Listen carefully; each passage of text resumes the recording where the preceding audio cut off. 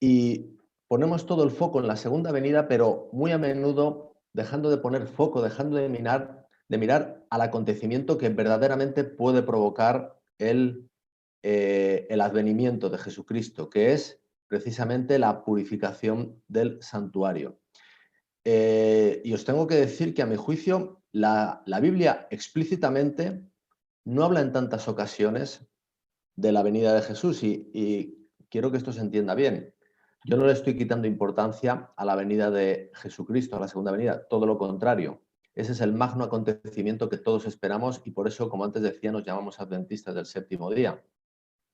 Pero eso no puede acontecer sin que primero el santuario sea purificado. El acontecimiento de la purificación del santuario es el que permitirá la segunda venida de Jesucristo. Y la realidad es que todas las profecías, y particularmente las de tiempo, apuntan precisamente al acontecimiento de la purificación del santuario. Y luego, como consecuencia, vendrá Jesucristo. Por explicarlo de alguna manera, si me permitís el ejemplo, el alumno que se está preparando para el examen de fin de carrera pone todo su foco en el examen, no lo pone en el acto en el cual se le concederá el título. Eso será la consecuencia de que ha superado el examen. Yo os quiero mostrar una serie de textos en las Escrituras donde, leídos de una manera un poco superficial, parece que está hablando de la segunda venida de Cristo, pero que realmente no está hablando de eso. Vamos a irlos viendo. Daniel 7:13 dice: miraba yo en la visión de la noche, y he aquí que en las nubes del cielo venía uno como un hijo de hombre, que vino hasta el anciano de días, y le hicieron acercarse delante de él. Bueno, esto aparentemente, yo sé que vosotros sabéis que no es así, pero aparentemente está hablando de la segunda venida de Cristo, podría parecerlo, ¿no? Viene uno en las nubes del cielo, que es lo que se dice en Apocalipsis, ¿no? Él vendrá en las nubes de los cielos. Él mismo se lo anunció así a Pilatos y a los que le estaban juzgando. Pero fijaros, en el conflicto de los siglos, justo después de citar este texto de Daniel 7:13, fijaos lo que dice. La venida de Cristo descrita aquí no es su segunda venida a la tierra. Él viene hacia el anciano de días en el cielo para recibir el dominio y la gloria y un reino que le será dado a la conclusión de su obra de mediador. Es esta venida y no su segundo advenimiento a la tierra la que la profecía predijo que había de realizarse al fin de los 2300 días en 1844. Esto está en el conflicto de los siglos, página 472. Este texto de Daniel 7:13, que a primera vista podría estarnos hablando, podría parecernos que está hablando de la segunda venida, está hablando de otro movimiento de Jesucristo, el del paso del lugar santo al lugar santísimo. Vamos a ver otro texto, Daniel 2:44 y 45. Dice: y en los días de estos reyes, el Dios del cielo levantará un reino que no será jamás destruido, ni será el reino dejado a otro pueblo. Desmenuzará y consumirá a todos estos reinos, pero él permanecerá para siempre. De la manera que viste que del monte fue cortada una piedra, no con mano, la cual desmenuzó el hierro, el bronce, el barro, la plata y el oro. Es decir, aquí nos dice que esa piedra que es cortada sin intervención de mano del monte y es arrojada sobre la estatua y que desmenuza el hierro, el bronce, el barro, la plata y el oro, representa ese reino que desmenuza esos reinos anteriores que hubo en el mundo y que están representados por esos metales en la estatua. Y de nuevo esto podría ser interpretado como la segunda venida de Cristo, pero la realidad es que no, porque fijaros lo que nos dice aquí, por ejemplo, el conflicto de los siglos, página 411, solo cuando su obra mediadora haya terminado, el Señor Dios le dará el trono de David su padre, un reino que no tendrá fin. Es decir, la constitución de ese reino se produce no cuando Él viene a la tierra, sino un poco antes, cuando su obra mediadora en el santuario ha terminado. El foco de la profecía está puesto en el santuario, no en la segunda venida de Cristo. Y de nuevo quiero repetir, esto no menoscaba la importancia de la segunda venida de Cristo, todo lo contrario, pero pone el foco en el asunto que debe permitir la venida, que es la purificación del santuario en, en el lugar santísimo. Fijaos, hermanos, hago un breve inciso, voy a poneros otros ejemplos, que por ejemplo el asunto de intentar poner fechas a la venida de Cristo es consecuencia de haber quitado todo el foco precisamente en la purificación del santuario y de haberlo puesto en la segunda venida de Cristo. Porque la Biblia nos dice claramente que las profecías de tiempo, la última es 1844, cuando en Apocalipsis 10 se nos dice no hay más tiempo.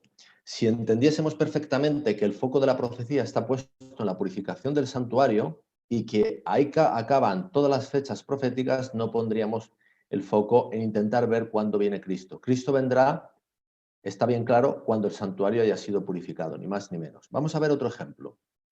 Apocalipsis 19:7 dice, gocémonos y alegrémonos y démosle gloria, porque han llegado las bodas del Cordero y su esposa se ha preparado. Bueno, de nuevo, podríamos pensar que esto se está refiriendo a la segunda venida, pero fijaros lo que nos dice aquí la historia de la redención, página 423. Mientras Jesús oficiaba en el santuario, había proseguido el juicio de los justos muertos y luego el de los justos vivos. Ahí está hablando de la purificación del santuario, del juicio. Cristo había recibido su reino, puesto que había hecho expiación por su pueblo y había borrado sus pecados. Estaba completo el número de los súbditos del reino. Se habían consumado las bodas del Cordero. ¿Cuándo se consuman las bodas del Cordero? Cuando termina el juicio, cuando termina la purificación del santuario. Así que la escena de Apocalipsis 19:7 se refiere a eso y no a la segunda venida de Cristo. Vamos a ver un ejemplo más.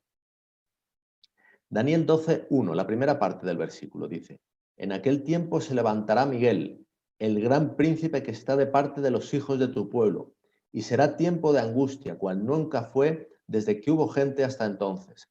Este es un versículo donde también yo he oído muchas veces comentar que aparentemente está hablando de la segunda venida de Cristo, pero no es así, no estaba hablando de la segunda venida de Cristo. Vamos a ver de qué está hablando.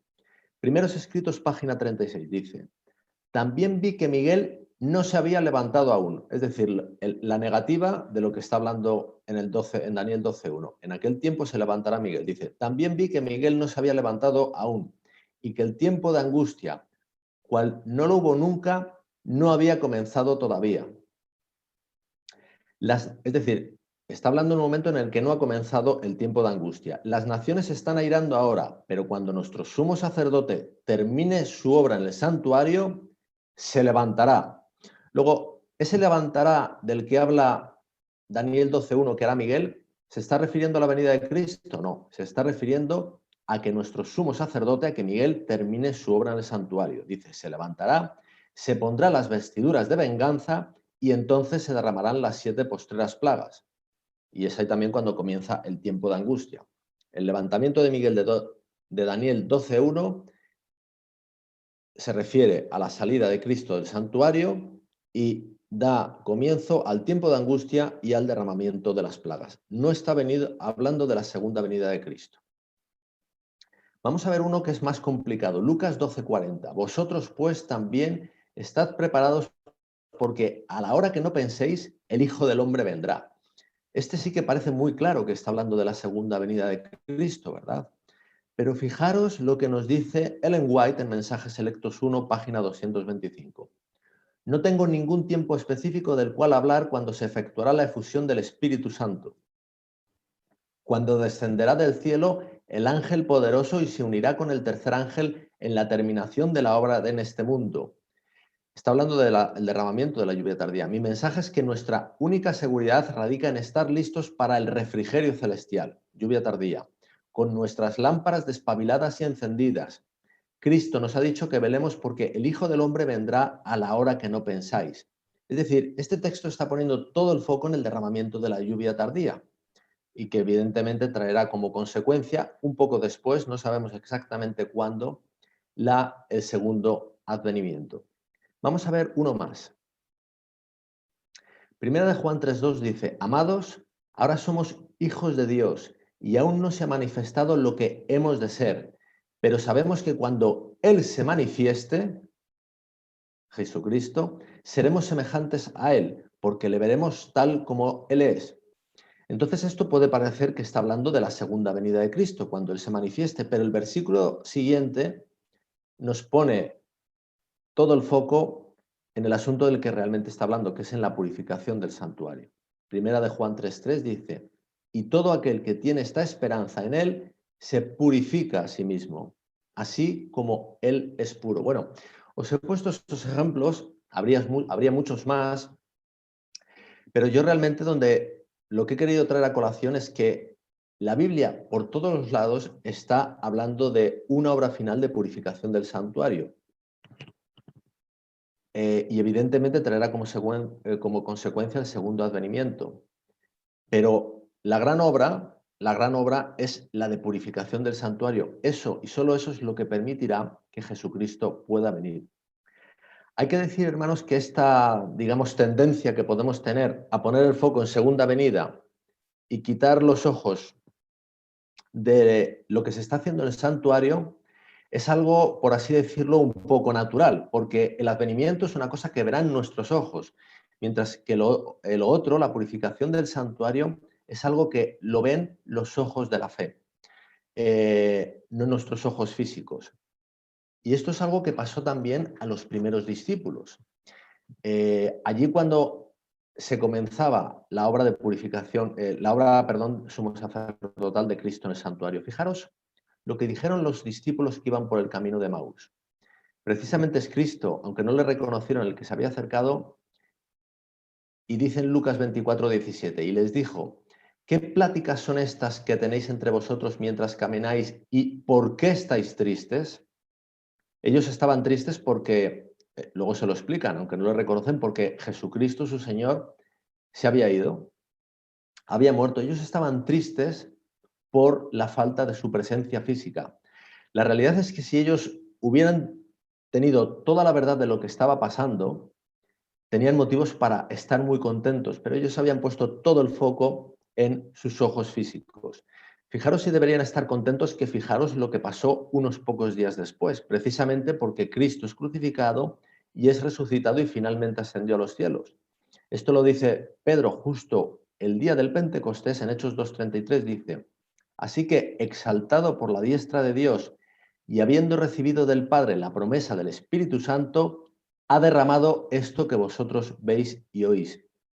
Y se estaba refiriendo a lo que llamamos lluvia temprana, el derramamiento del Espíritu Santo.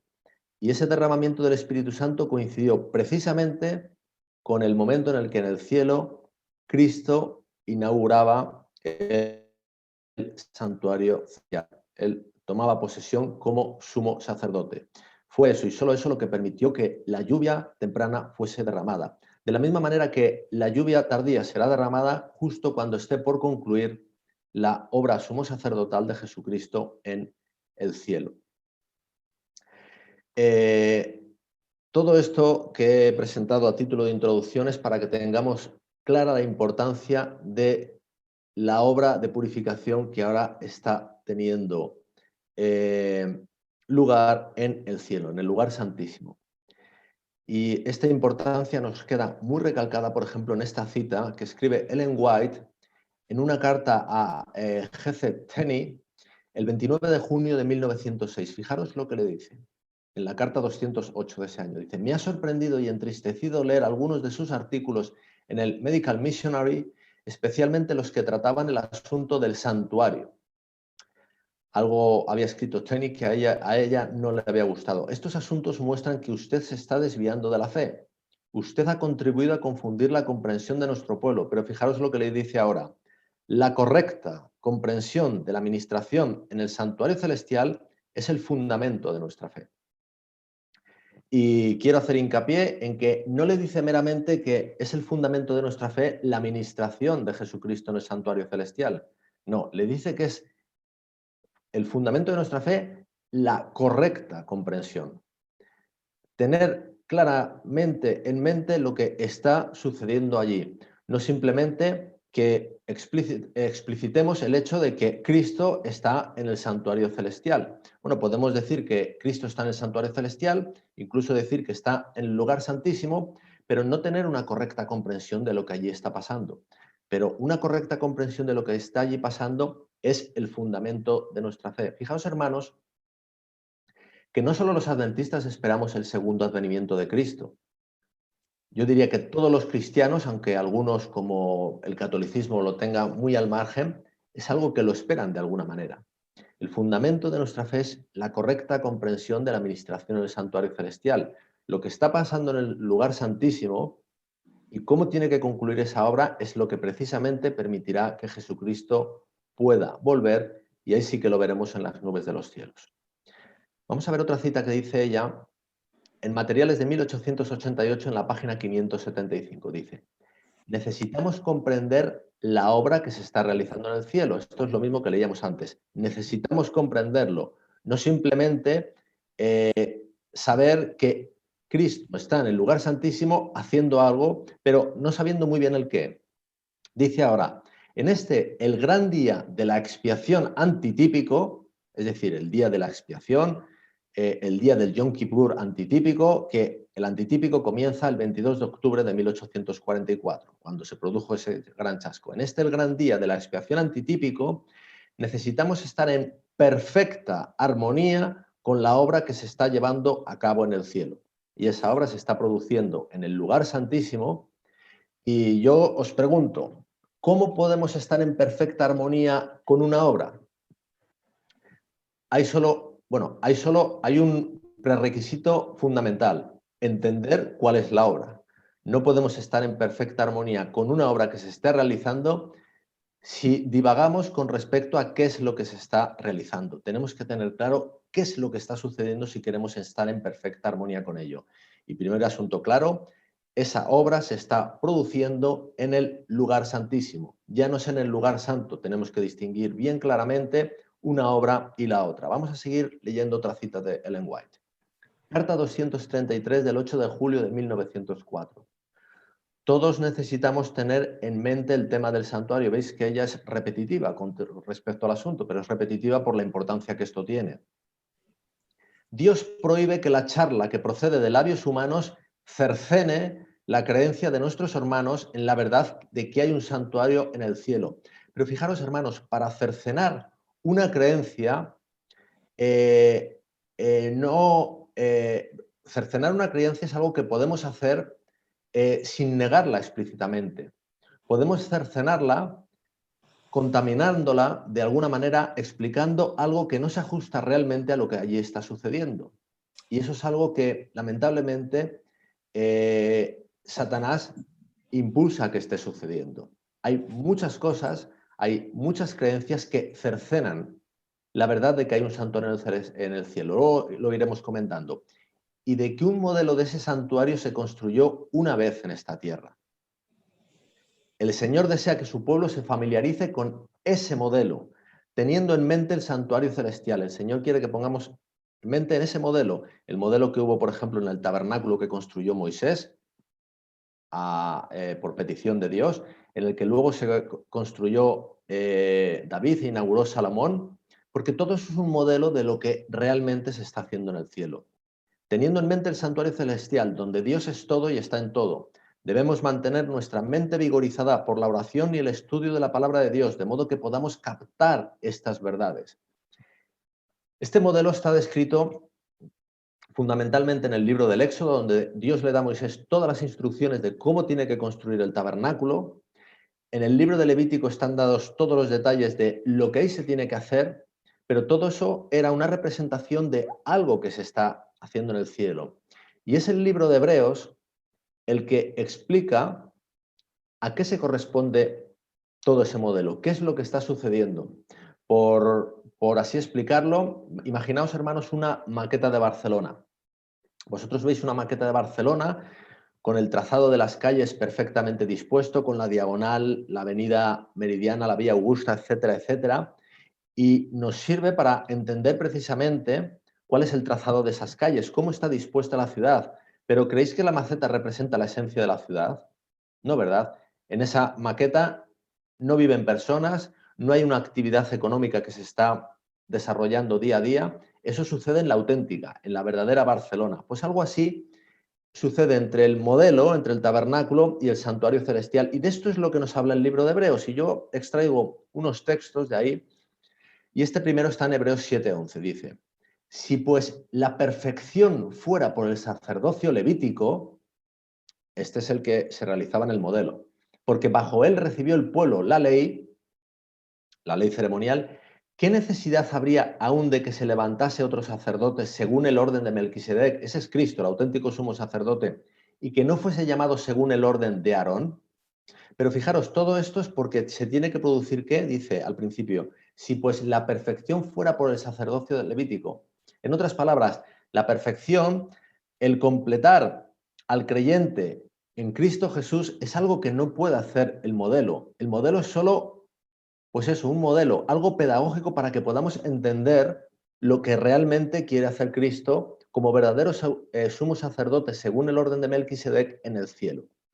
Vamos a seguir leyendo. Hebreos 10:1 dice, porque la ley, teniendo la sombra de los bienes venideros, esa ley que tiene la sombra de los bienes venideros no es la ley moral, es la ley ceremonial. La ley moral no es sombra de nada, la ley ceremonial sí, porque la ley teniendo la sombra de los bienes venideros, no la imagen misma de las cosas, es decir, no es el asunto en sí, es el modelo, nunca puede, por los mismos sacrificios que se ofrecen continuamente cada año, hacer perfectos a los que se acercan. Entonces, de nuevo, ¿cuál es el objeto de la realidad del modelo, del santuario?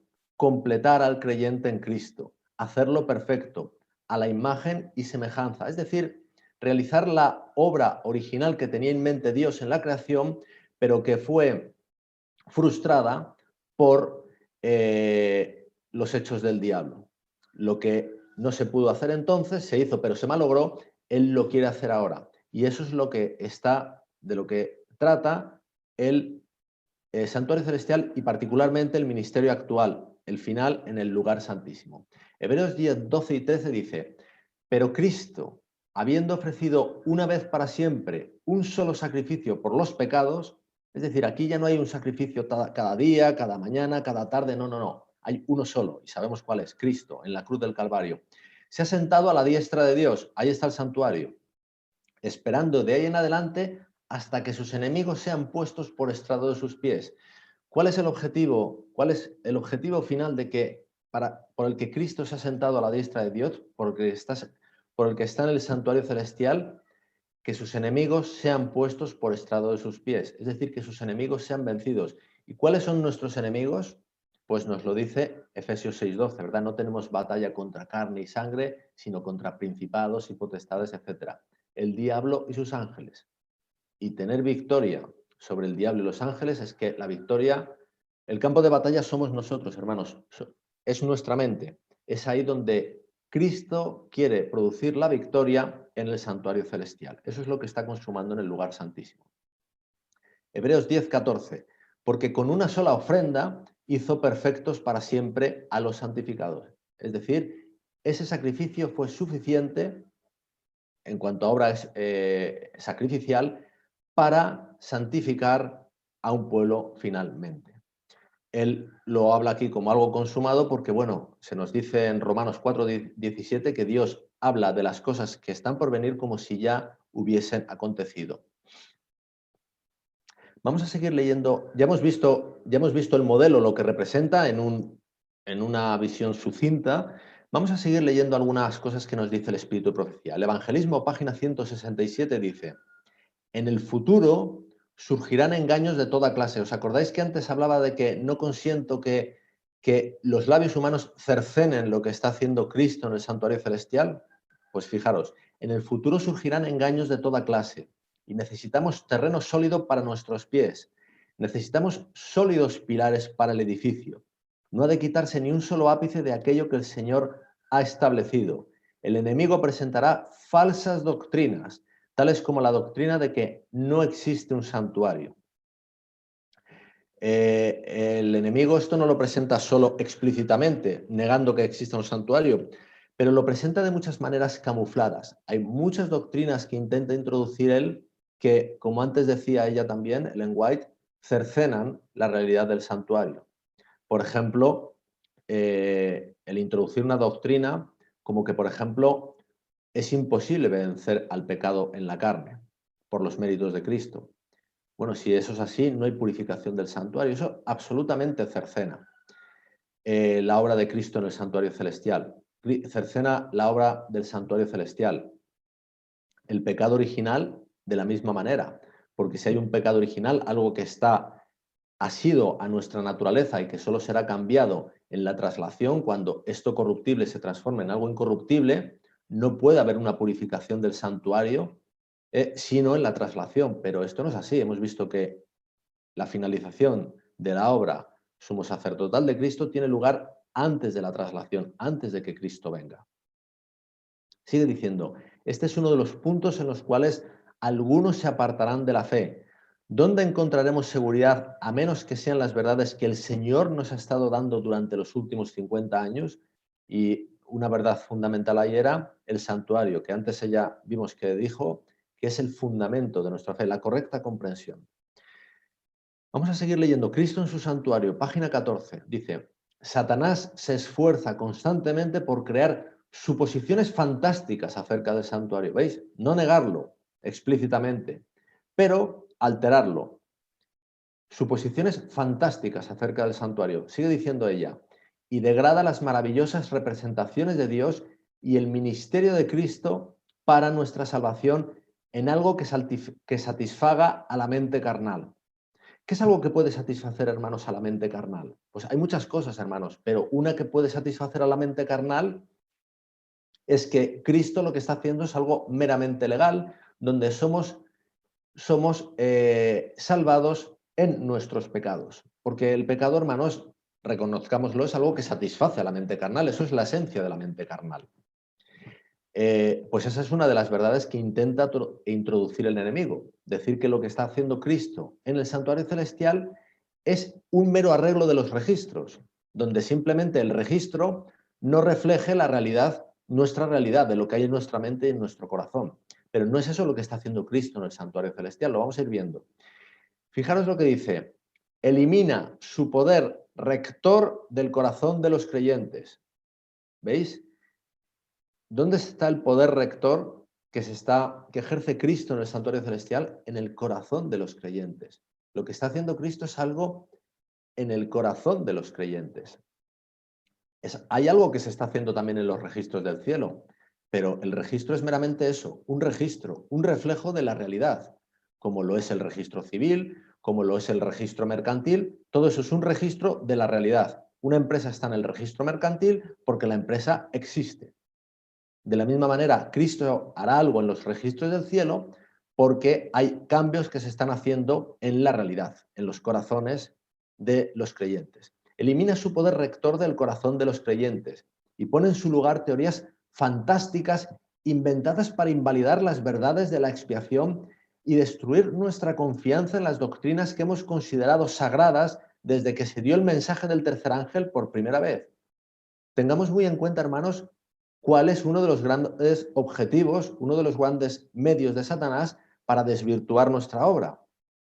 Cercenar, como antes decía ella, la obra de Cristo en el santuario celestial y particularmente la obra en el lugar santísimo, que no es sino la conclusión, la consumación de lo que Él tiene que hacer en el santuario celestial, ofreciendo esa sangre que fue derramada en la cruz del Calvario, la cual nos limpia de pecado, limpia nuestros corazones. Fijaros de nuevo lo que dice, Satanás intenta eliminar el poder rector del corazón de los creyentes. Y dice ahora, de ese modo extirpa la fe en el mismo mensaje que ha hecho de nosotros un pueblo diferente y que le ha dado significado y poder a nuestra obra. Es decir, cuando todo esto se elimina, o no que se elimine, sino que se deja a un lado y queremos poner todo el foco y hablar solo de la venida de Cristo y de lo maravilloso que será cuando Cristo venga en las nubes de los cielos, pensando que Él va a venir a recoger a un pueblo que sigue en sus pecados, estamos quitando la esencia del adventismo, hermanos. Porque eso no es algo muy diferente de lo que explican el resto de iglesias, a las que la Biblia llama iglesias caídas. Son Babilonia, y no es solo, hermanos, la iglesia romana, son también sus hijas, que predican ese mismo tipo de cosas. El acontecimiento de 1844 fue rechazado, y ahí se produjo la proclamación del mensaje del segundo ángel. Ha caído Babilonia, cayó porque rechazó aquello que es la esencia del tiempo del fin, la purificación del santuario. Fijaros este manuscrito que escribe ella porque es impresionante. Es el 46 del año 1904, escrito el 18 de mayo. Dice ella: en una escena que pasó ante mí, vi cierta obra hecha por los médicos misioneros. Nuestros hermanos dirigentes la contemplaban, observando lo que se hacía, pero no parecían comprenderla. Y ahora dice: el fundamento de nuestra fe, que fue establecido con tanta oración, con tan fervoroso escudriñamiento de las Escrituras, estaba siendo demolido columna tras columna. Nuestra fe iba a quedar sin fundamento sobre el cual apoyarse. Se eliminó el santuario, se eliminó la expiación. Eso lo deja sin fundamento, hermanos. Y fijaros lo que dice: iba siendo demolido columna tras columna. Hay cosas que se van demoliendo y que llevan a la conclusión de eliminar el santuario. Quiero poner un pequeño ejemplo, hermanos. Creo que muchos de vosotros habréis oído hablar de Desmond Ford. Desmond Ford fue un pastor australiano que en la Universidad del Pacific Union, donde estaba destinado allí en los años 70 del siglo pasado, empezó, por así decirlo, por resumirlo muy brevemente, a ampliar lo que se había gestado 20 años antes en el libro Preguntas sobre Doctrina. Y digamos que el fundamento de su doctrina estaba resumido en dos puntos, ya los he dicho antes, hay uno más que no he resumido, en el pecado original, por el cual el pecado es algo que es inherente a nosotros, está en nuestra naturaleza. Cristo no tomó una naturaleza caída, pecaminosa como la nuestra, y por consecuencia no hay victoria sobre el pecado en la carne, porque la evidencia de que hay victoria sobre el pecado en la carne es Cristo. Si no hay esa evidencia, no hay otra. Esto fue, digamos, el gran grueso de la teología de Desmond Ford. Esto se fue adentrando en nuestra iglesia hasta el punto de que hoy en día está muy extendido. Esto se predica en gran medida.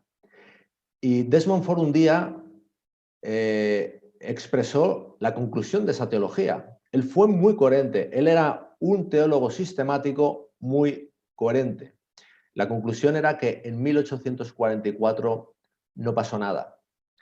Eso creó una convulsión tremenda en el adventismo hasta el punto de que se le quitaron sus atribuciones ministeriales a Desmond Ford. Pero él simplemente había llegado a la conclusión lógica a la que hay que llegar cuando se han partido esas premisas.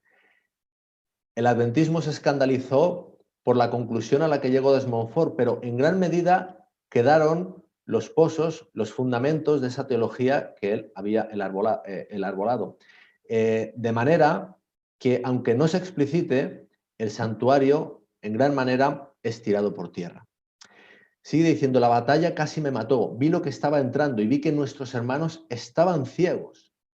No se daban cuenta del peligro. Y ahora dice una cosa muy importante, muy práctica para nuestros días y que a muchos hermanos yo sé que les preocupa mucho, especialmente nuestros jóvenes estaban en peligro.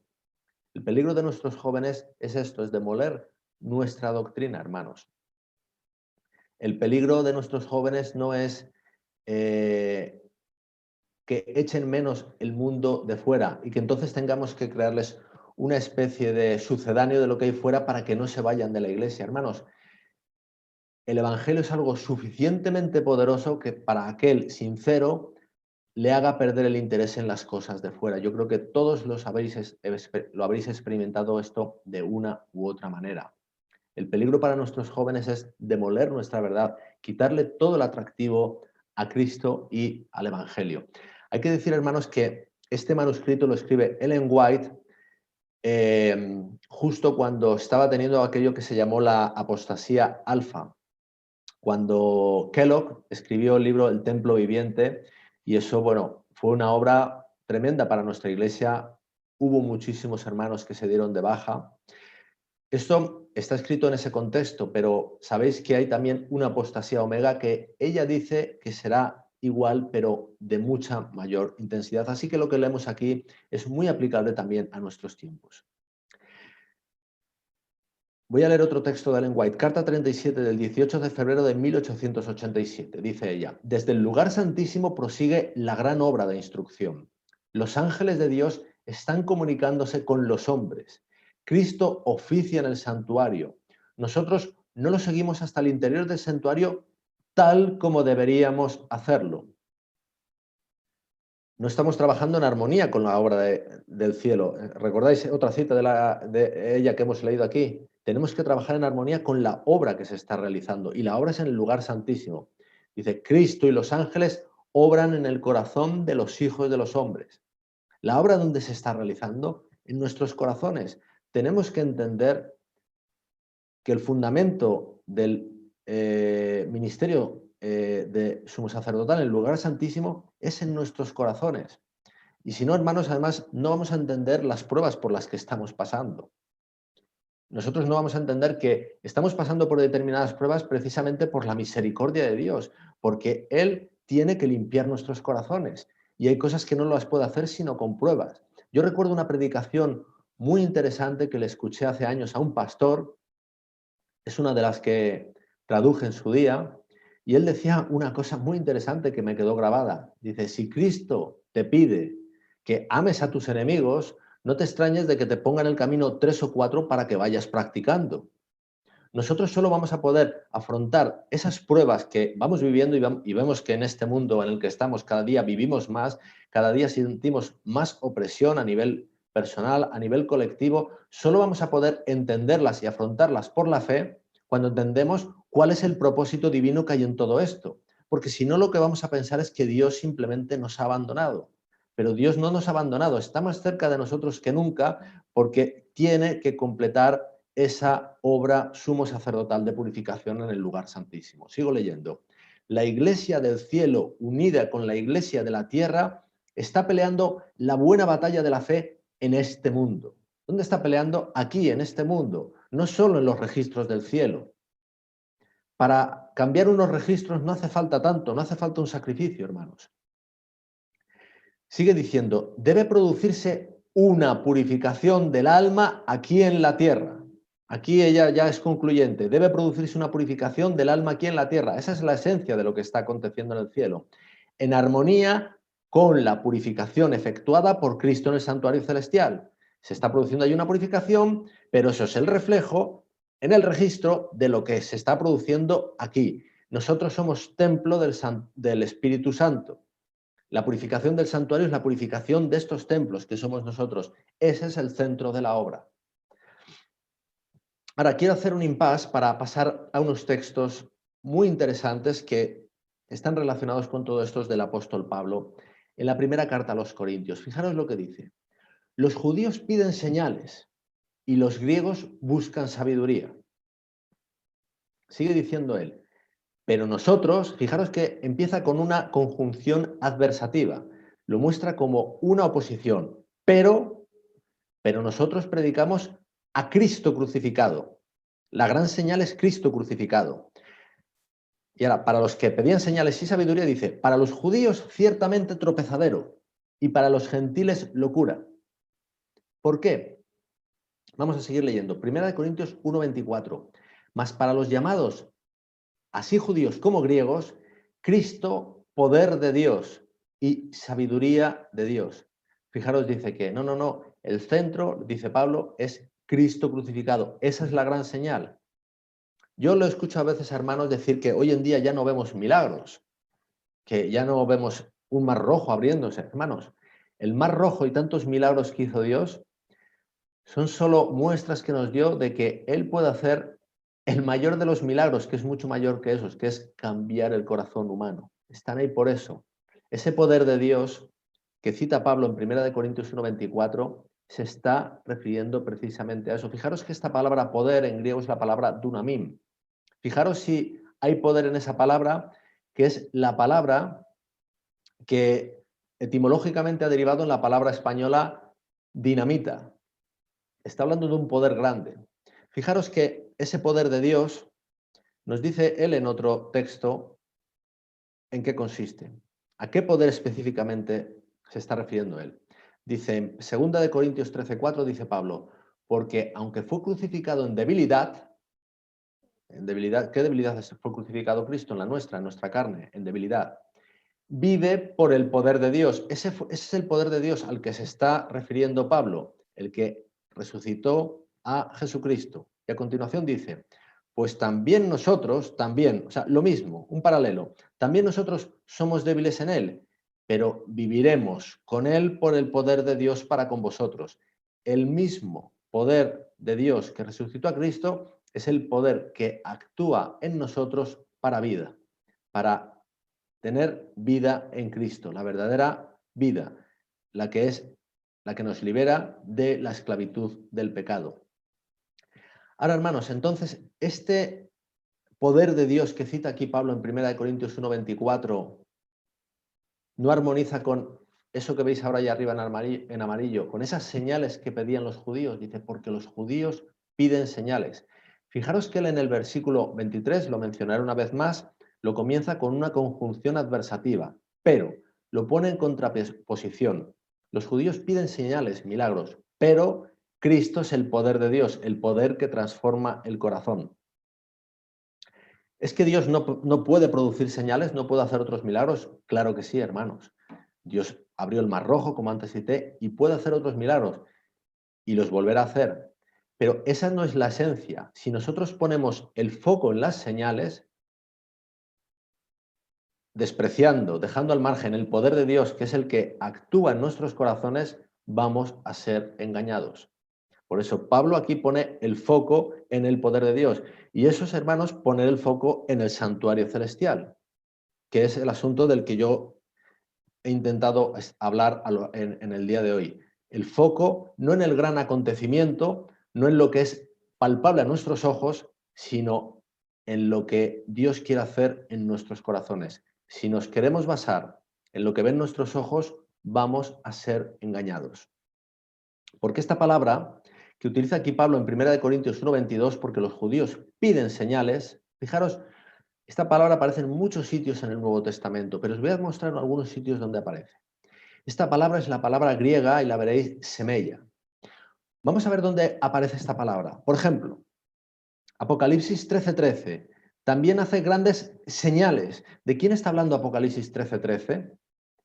De esa bestia que sale de la tierra.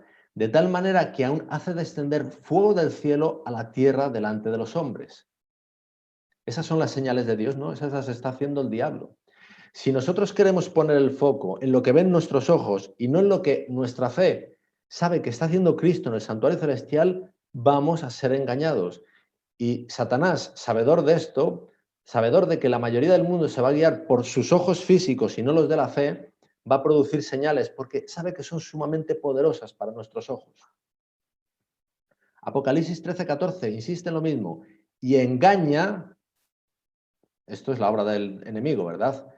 Él es el engañador, padre de mentira, de sobra lo sabemos, y engaña a los moradores de la tierra con las señales, la misma palabra, semella, que se le ha permitido hacer en presencia de la bestia, mandando a los moradores de la tierra que le hagan imagen a la bestia que tiene la herida de espada y vivió. Esa palabra es repetitiva en el Apocalipsis cuando se está hablando de estas bestias. Fijaros, Apocalipsis 16:14 la vuelvo a citar. Pues son espíritus de demonios que hacen señales y van a las reyes de la tierra en todo el mundo. ¿Para qué? Para perseguir el pueblo de Dios. Pero estas señales van a arrastrar a la mayoría de la humanidad.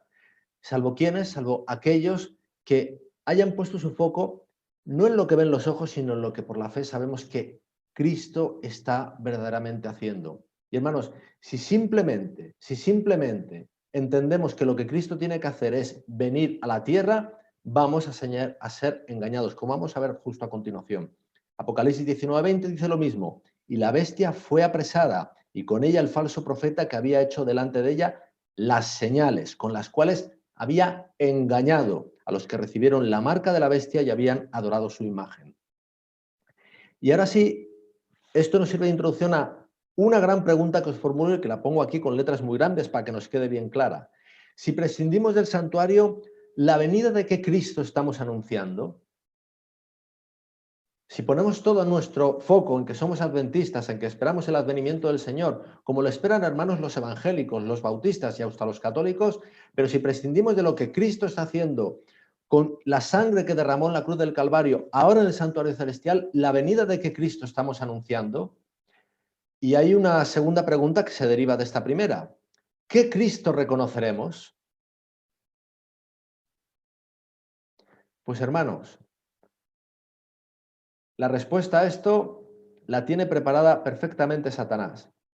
Y no será porque no estamos advertidos. El conflicto de los siglos, página 608. El acto capital. Vamos a sustituir esto por otra palabra. La señal capital. ¿Os acordáis la palabra que hemos leído antes? Señales. El acto capital, la señal capital, que coronará el gran drama del engaño será que el mismo Satanás se dará por el Cristo. Ese es un gran engaño, ¿verdad? Pero hermanos, esto no lo vamos a poder discernir con los ojos, por muchas advertencias que se nos hayan dado. Si somos engañados en lo otro, vamos a ser engañados en esto. Hace mucho que la Iglesia profesa esperar el advenimiento del Salvador. ¿Veis? El advenimiento, esto lo esperamos. Sobre esto no hay duda. No hay adventista que reniegue de esta doctrina. Es que nos da nombre a nuestra denominación. Hace mucho que la Iglesia profesa esperar el advenimiento del Salvador como consumación de sus esperanzas. ¿Es la consumación de nuestras esperanzas el advenimiento o lo que conlleva el advenimiento?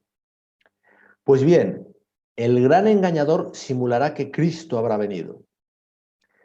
Si lo que esperamos es eso, básicamente, únicamente, si con eso nos conformamos, caeremos en el engaño, hermanos.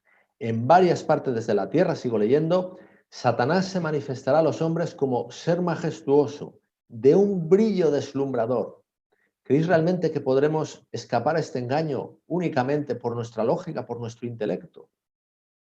Si no tenemos claro cuál es la obra que Cristo está haciendo en el cielo, si para entonces Él no nos ha limpiado de pecado y no nos ha puesto colirio en los ojos para que veamos claramente.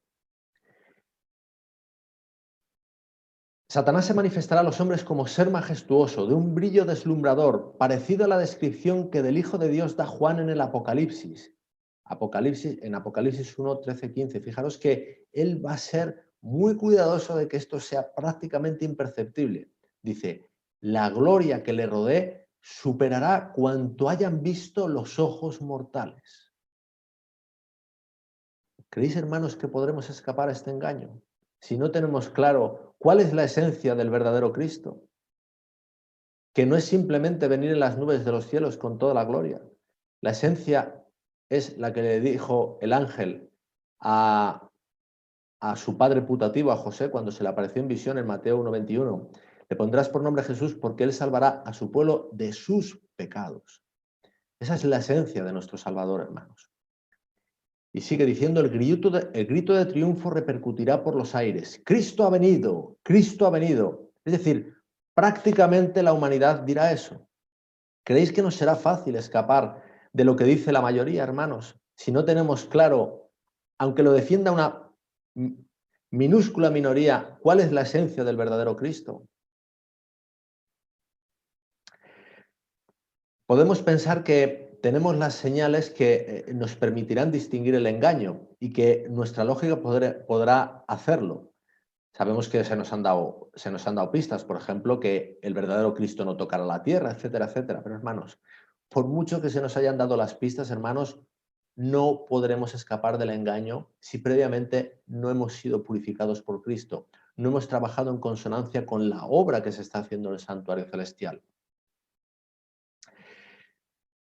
Si tenemos la petulancia, hermanos, de pensar que nosotros vamos a poder escapar a ese engaño, porque somos muy listos, porque nuestra lógica nos va a hacer detectar la diferencia entre la verdad y el error, hermanos, estamos desoyendo precedentes que hay en estos engaños donde otros, mucho más capaces que nosotros, han sido advertidos. Os muestro este texto.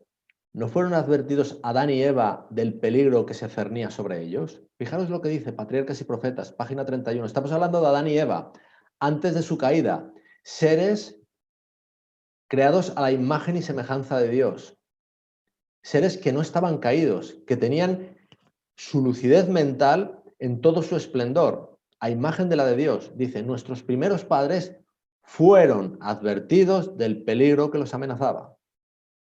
Ellos fueron advertidos. Pero Satanás no fue más inteligente que ellos. Mensajeros celestiales acudieron a presentarles la historia de la caída de Satanás y sus maquinaciones para destruirlos. Fueron advertidos, hermanos, con detalles. Se les dieron detalles, aquí se nos dice, para lo cual les explicaron ampliamente la naturaleza del gobierno divino que el príncipe del mal trataba de derrocar. ¿Cuál fue la esencia de la advertencia? ¿Cuál era la salvaguardia contra la advertencia? La naturaleza del gobierno divino. La esencia de nuestra advertencia sobre el engaño que se cierne sobre nosotros es la esencia del gobierno divino, la esencia de lo que Cristo está realizando, la esencia del propósito de Cristo, el propósito por el cual Dios nos dio un Salvador. Y si dejamos de lado esa esencia y simplemente nos quedamos con lo que nuestros ojos pensamos y anhelan ver, vamos a ser engañados. Lo fueron nuestros primeros padres, hermanos. Ellos no tenían nuestro estado de degradación mental, hermanos. Nosotros tenemos nuestras facultades absolutamente degradadas, aunque no seamos capaces de entender eso plenamente. Hubo otro que sí, en un estado caído, pero fue advertido sobradamente. Él estaba en un estado caído, pero él caminaba presencialmente, físicamente, día a día con Cristo. Y Cristo personalmente le advirtió. Marcos 14:30 dice, y le dijo Jesús, de cierto te digo que tú, hoy, en esta noche, a Pedro, antes que el gallo haya cantado 2 veces, me negarás 3 veces.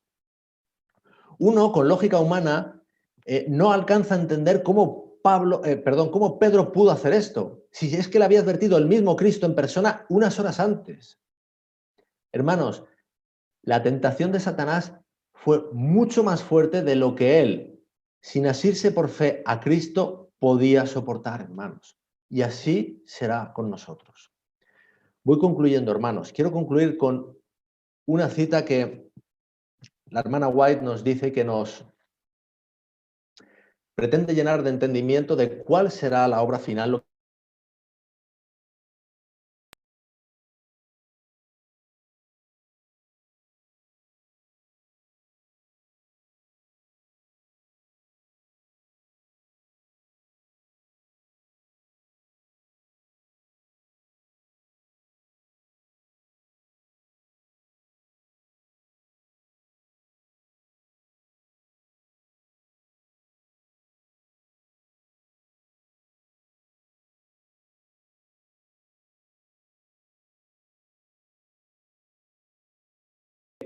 Está limpiándonos, hermanos. Cuando se vea y comprenda esa gran verdad, cuando se vea y comprenda, los que la sostienen trabajarán en armonía con Cristo. Ahora sí, en armonía con Cristo, para preparar un pueblo que subsista en el gran día de Dios. Ante todos esos engaños, hermanos, contra los que no podemos hacer nada por nosotros mismos y sus esfuerzos tendrán éxito. Ahí sí. Y concluye, y esta es la última diapositiva, y perdonadme por la extensión, dice, por el estudio, la contemplación y la oración, los hijos de Dios serán elevados sobre los pensamientos y sentimientos comunes y terrenales. Ahí sí, nuestros pensamientos serán elevados sobre lo común y lo terrenal. No nos dejaremos, hermanos, amedrentar por un simple virus, hermanos, o por todas estas normas, hermanos, que nos están acongojando, hermanos, y que realmente nos desaniman, hermanos. Y serán puestos en armonía con Cristo y su gran obra de purificar el santuario celestial de los pecados del pueblo. ¿Con qué seremos puestos en armonía?